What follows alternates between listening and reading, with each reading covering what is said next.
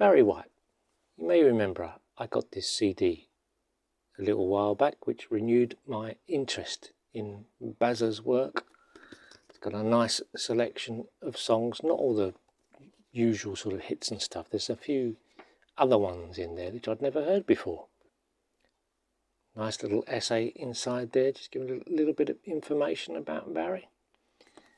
And it got me into thinking now, what have I got on vinyl from Barry? Because I've got a few things, and there's a few tracks on here that I wanted to check out on vinyl, because these can sound great on vinyl because they're so well produced. As I mentioned before, Barry studied as a music producer. I also read that he started off as a drummer, but I can't find any more information about that. I also read that he started off playing the piano, so who knows? But bit of an all-rounder was Barry, and writing songs, of course, was his most important thing at the end of the day. Now, what have I got on vinyl? Well, you may well ask. I got this some time ago and kind of forgot about it. I think I bought this during the pandemic, I'm not sure. Bored looking on eBay. It's amazing what you find, isn't it? And my notes at the bottom there. And there's this Japanese import with the obi, all-important obi. Now it's got some what they call foxing on the cover. It's a little bit, you can see the little dots. This is one of those solid American covers, or Japanese cover I should say, shouldn't I? But American style. It's got a lot of information down here, and so the obi strip there. What was the original price? Because usually the Japanese releases, oh, there you go, 2,500 yen. As usual, it's in the Japanese plastic record cover. Unfortunately, it's got some foxing on the label as well, which I'm not sure I've actually seen that on a label before. So wherever this was kept, it was pretty damp. Now, I haven't played this for a long time. I can't remember what kind of condition it was in. Looks pretty good. I can see maybe the foxing has gone to the vinyl as well. I don't know. I'm going to have to give this a good clean up and remind myself what's going on. As you know, with Barry White's tunes, they can go on a bit. He doesn't mind making 7-minute... Hang on, this is going to be noisy. Hold on.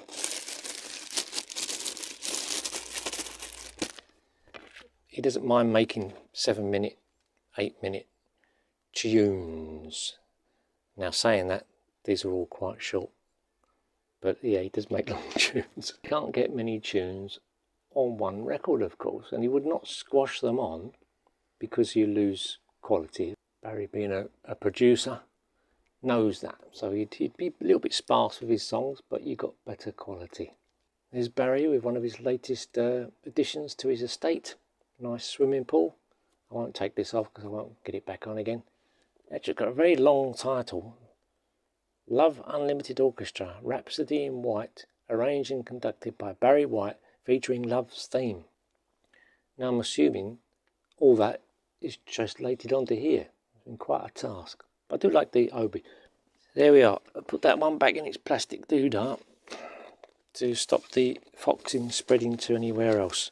The notes I made is side 1 track 3 is good, Midnight and You, and side 2 track 4, Love's Theme, which is one of his most famous, isn't it? So Japanese import there. Put my notes back.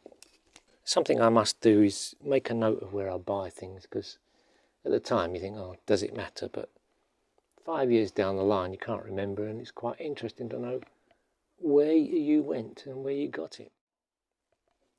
Now, this one has got a terrible cover. Oh boy. I mean, is that supposed to be fur?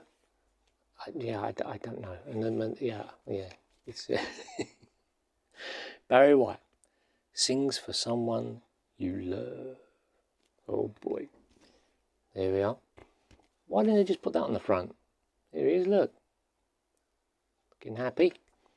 And there's the inside. Not a lot going on inside. Just the lyrics and a little message from Bazza. What's he say? Barry White sings for the one I love, and the one I love is you.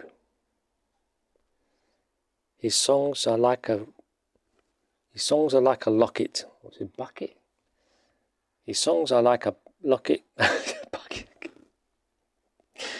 His songs are like a locket. In them, I see us too. Wow. Now, I don't know if I'm going to be able to get this on. Oh, yeah, I can get it. Now, you can just about see on the camera. There's some little cuts in the cover, in the cardboard there. Well, so I read, some copies of this gave you an actual locket. Wow, I need to check that out on eBay. And that's where I suppose it was affixed.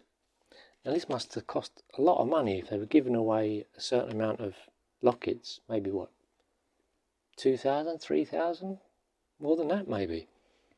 And to have the covers printed with those extra cuts in them, which you can just about see there. So yeah, they were spending a lot of money on Bazza. Now I've made notes. This got a nice 20th Century Records inner sleeve. The label is just the same. Oh, hang on. Yeah, the label is just the same. This is actually American release, this one. Again, I haven't played these for a long time. I'm really going to have to have a Barry White evening. That would be nice. Just me and Barry. So what have I written? Bazza. Good, strong sound. Side 1, 2 and 3 are good. What's 2 and 3? Let's have a look. What's 2 and 3? It's ecstasy when you lay down next to me. Beautiful rhyme there. And you're so good, you're bad. Oh, Barry. Side 2. Oh, all tracks bad. So that's that one. I need to have a look. We should have a little intermission, and I'm going to have a look on eBay, see about those what's it called? Necklace things. I just remember I put an offer in for a Barry White album. That album. I've seen this one in a charity shop, but it was so badly wrecked that it looked unplayable. I might get this, I don't know. Someone You Love. Oh crikey, there's so many copies of this. Barry White's real name, by the way, was Barrence Eugene Carter. Bazza Carter. Baz Carter. You know, that bloke plays piano. Early pressing. A custom die-cut cover with light fur and a locket-shaped window, which folds up to reveal the inner part of the cover. It doesn't open, does it? Hang on. Now,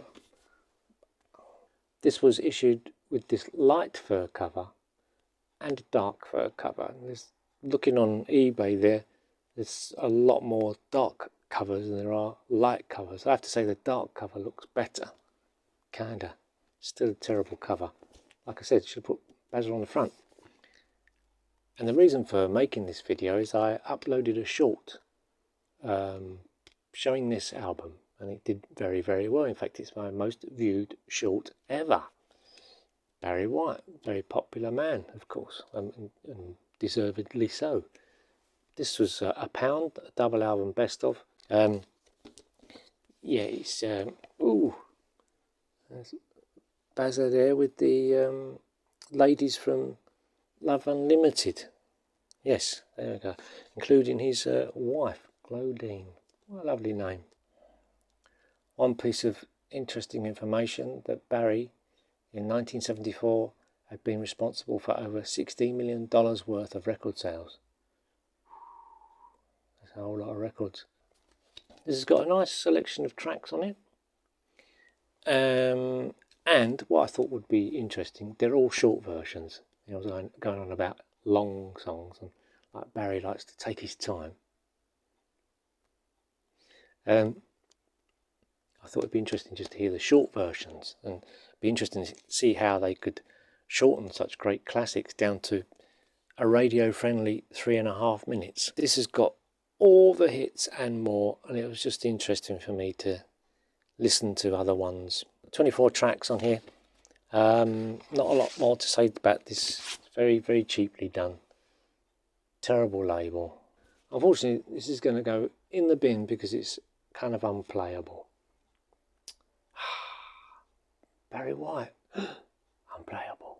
Now I'm still contemplating whether to buy that one on eBay, because it has one of my favourite tracks on it, which is Your Sweetness Is My Weakness. Your sweetness is my... Anyway, so, Barry White, thank you for the music.